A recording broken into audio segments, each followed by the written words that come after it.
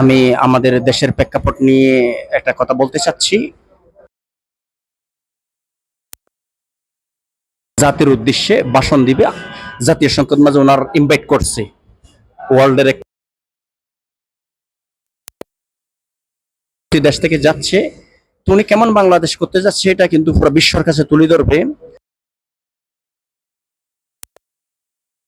একটা ব্যক্তি যেটার গুণ বলি শেষ করা যাবে না, পৃথিবীর সর্বশ্রেষ্ঠ মানব,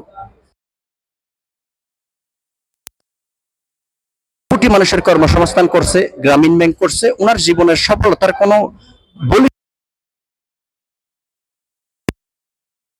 সময়। সেজন্য যেন আমরা চতুর্দিক থেকে সাহায্য সহায়তা করি ওনাকে, আমরা যেন যে দেশটা পৃথিবীর কাছে একটা মডেল হবে, যে মডেল পৃথিবী ছড়িয়ে যাবে।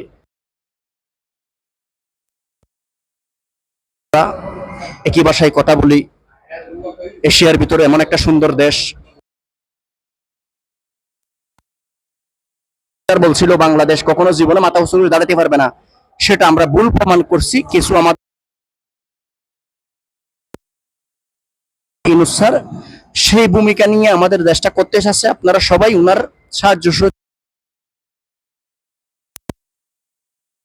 এই লোকের আল্লাহ যদি আমরা যদি ওনারা যদি 4-5টা বছর যদি ওনারা রাখি, যদি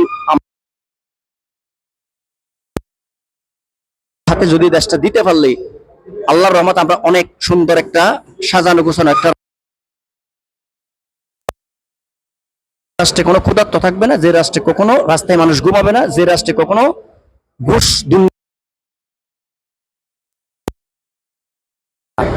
সেই কথা বলতে চাচ্ছি আমি। ওনার জন্য দোয়া করবেন। আর পুরো পৃথিবী যেন মানুষের উদ্দেশ্যে কি বলবে, উনি শুধু আমাদের দেশের সম্পদ না, উনি পৃথিবীর বহু দেশেই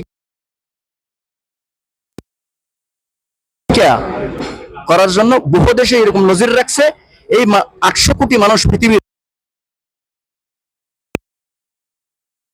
কৃতি সন্তান কি বলবে। সেজন্য আপনারা 29 তারিখ অপেক্ষা করেন। আল্লাহ যেন দেশের জন্য যেন একটা বিশাল সুনাম আনতে পারে। দেখেন আরেকটা কথা বলি আমি, আমাদের এক সেদিক করে অনেক সত্য অনেক কিছু দেখতে হতো। এখন যে বিশ্বব্যাংক, যে জাতীয় সংঘ স্যারকে বলতেছে আপনার জন্য দরজা খোলা, আপনি কি লাগবে নিয়ে যান। তো এই মানুষটা কেন যেন